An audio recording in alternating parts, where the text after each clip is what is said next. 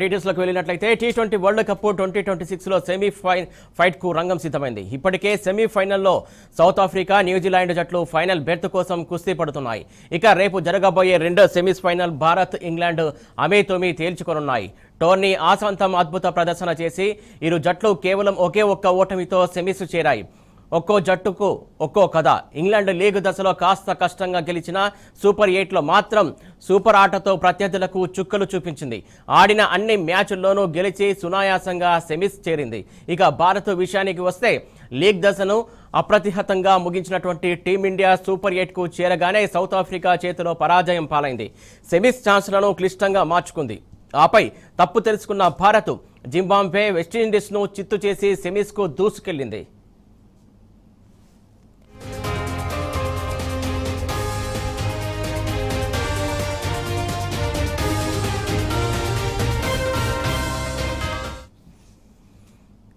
పొట్టి ప్రపంచ కప్లో మ్యాచ్ల విషయానికి వస్తే భారత్, ఇంగ్లాండ్ ఇప్పటి వరకు 5 సార్లు తలపట్టాయి. 5 మ్యాచ్ల్లో 3 భారత్ గెలిస్తే 2 మ్యాచ్ల్లో ఇంగ్లాండ్ గెలిచింది.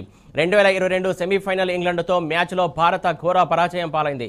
169 పరుగుల లక్ష్యాన్ని ఇంగ్లాండ్ కేవలం 16 ఓవర్లలోనే ఛేదించి భారత్ను చావుదెబ్బ కొట్టింది.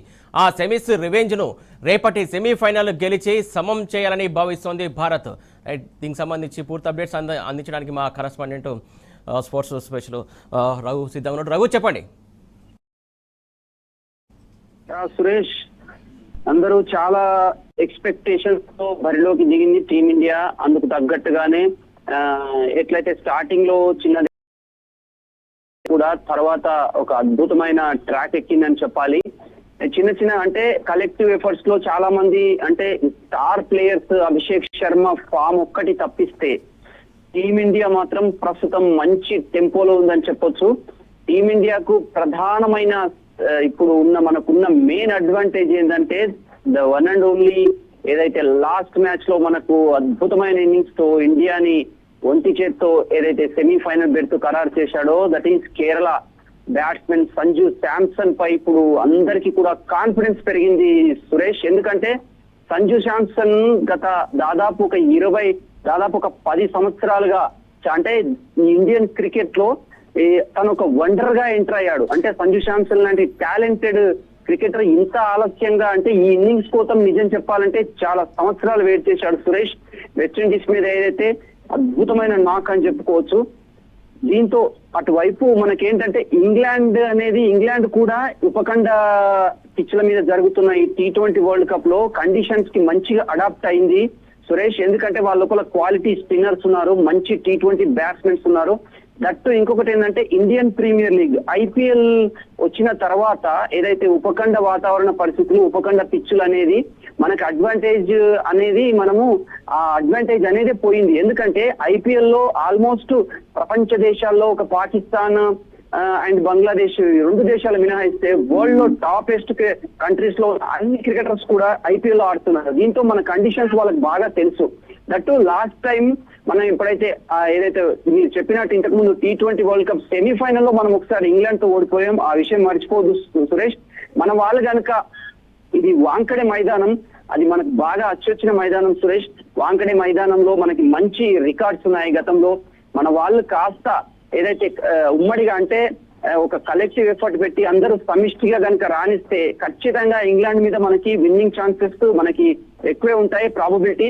ఎక్కడైతే మనం ఎక్కడ కూడా ఉదాసీనత గానీ ప్రత్యర్థిని తక్కువ అంచనా వేయకుండా ఆడాల్సి ఉంటుంది. ఎందుకంటే మనం ఒకసారి చూసాం అభిషేక్ శర్మ, సంజు శాంసన్ అండ్ ఇషాన్ కిషన్, సూర్యకుమార్ యాదవ్ కొంచెం టచ్ లో లేడు.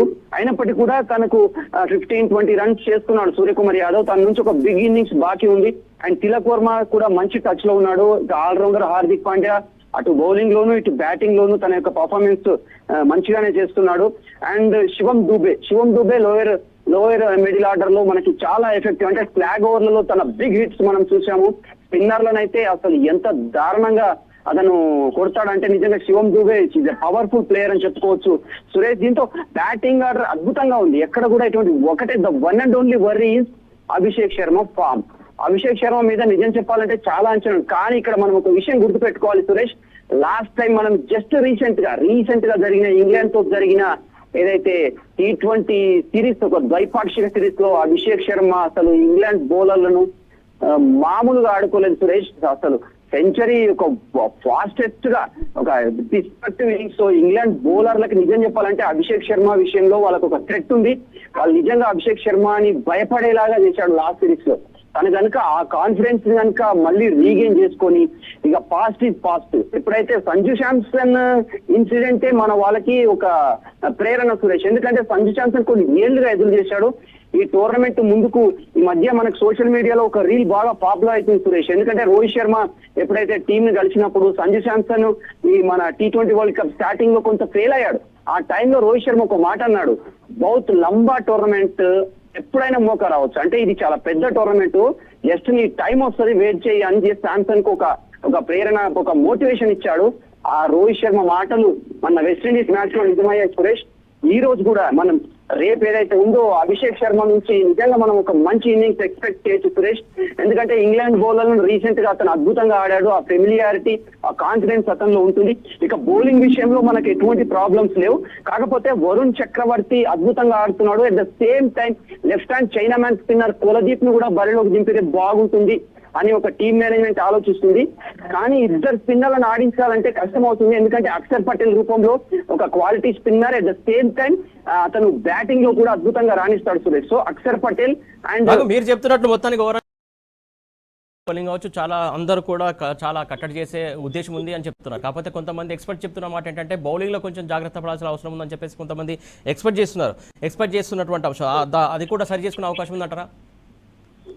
అబ్సల్యూట్లీ సురేష్. మనం లాస్ట్ మ్యాచ్ చూసాం వెస్టిండీస్ లో 1 నుంచి 7th నెంబర్ 8th నెంబర్ వరకు అందరు కూడా ఎక్స్ప్లోజివ్ బ్యాట్స్మెన్స్. వాళ్ళంతా కూడా ఎంత భీకరమైన శిక్షలు బాధేటోళ్ళు అంటే ఒక 2-3 ఓవర్లలో కూడా క్షణాల్లో మ్యాచ్ మార్చేయగల సత్తా ఉన్న ఆటగాళ్ళు. అట్లాంటి వెస్టిండీస్ కూడా మన వాళ్ళు ఎంత అద్భుతంగా కట్టడి చేశారంటే నిజం చెప్పాలంటే as per my opinion Suresh, batting కంటే కూడా టీమిండియా బౌలింగ్ అద్భుతంగా ఉందని చెప్పాలి. ఎందుకంటే బ్యాటింగ్ లో మీరు చూశాడు అంటే పేపర్ మీద కనిపిస్తున్నంత బలమైన ప్రదర్శన బ్యాటింగ్ లో రావట్లేదు. ఎందుకంటే మీరు ఈ టోర్నమెంట్ ముందు చూసాం 300 రన్స్ కొడుతుంది ఇండియా అని చెప్పి చాలా మంది అనుకున్నారు. ఈవెన్ USA లాంటి బలహీనమైన జట్ల మీద బలహీనమైన అనే పదం వాడద్దు, ఎందుకంటే వాళ్ళు అద్భుతంగా ఆడుతున్నారు. ఎందుకంటే మైగ్రేటెడ్ క్రికెటర్స్ అన్ని టీంలలో ఉన్నారు కాబట్టి అన్ని టీంలు కూడా పవర్ ప్యాక్డ్ ఉన్నాయి. అట్లాంటి జట్టు మీద అంటే మన వాళ్ళు ఒక స్థాయికి తగ్గ ప్రదర్శన కనబరచలేదు. కాకపోతే సూర్యకుమార్ యాదవ్ ఒక మాట అన్నాడు ఈ టోర్నమెంట్ కి ముందు, టీమిండియా బ్యాట్స్మెన్ లో ఏ ఒక్కరు ఆడినా కూడా మేము ఎవ్రీ మ్యాచ్ లో అందరు ఆడాల్సిన అవసరం లేదు, ఒకరు ఆడితే గట్టెక్కిపోతామని చెప్పేసాను. కానీ that formula not working every match. అంటే ఆ ఫార్ములా ప్రతి మ్యాచ్ లో వర్కౌట్ కాకపోవచ్చు సురేష్. క్రికెట్ అనేది ఒక టీమ్ గా ఆడాల్సి ఉంటుంది. సో బౌలింగ్ విషయంలో టీమిండియా అద్భుతంగా ఉందని చెప్పుకోవచ్చు. జస్ప్రీత్ బుమ్రా అండ్ వరుణ్ చక్రవర్తి అయితే అసలు మీకు ఆ పవర్ ప్లే ఎప్పుడైతే ఓపెన్ అవుతుందో వరుణ్ చక్రవర్తి బౌలింగ్ లో ఎక్కడ కూడా రిస్క్ తీసుకునే అవకాశం ఉండదు సురేష్. ఎందుకంటే అసలు అతను ఎంత మిస్టరీ స్పిన్నర్ అంటే చాలా జాగ్రత్తగా ఆడాల్సి ఉంటుంది. గుడ్డిగా ఆడి షాట్స్ కొట్టాలంటే మాత్రం వరుణ్ చక్రవర్తిని చాలా కష్టం. దట్టు అండ్ అక్షర్ పటేల్ కూడా. అక్షర్ పటేల్ యొక్క టాల్ రిలీజింగ్ పాయింట్, చాలా హైట్ ఉంటాడు, మనకి similar to Ravi Shastri. So overall గా చూసుకుంటే ఇంగ్లాండ్ మీద మనకు మంచి అప్పర్ హ్యాండ్ ఉంది సురేష్. డెఫినెట్లీ ఖచ్చితంగా కోట్లాది మంది అభిమానులు ఎదురు చూస్తున్నట్లు రేపు వాంఖడేలో జరగబోయే సెమీఫైనల్లో టీమిండియా అద్భుతంగా రాణించి గెలవాలని మనము కోరుతున్నాం Suresh. Right, thank you Raghu, updates ఇచ్చినందుకు థ్యాంక్ యూ.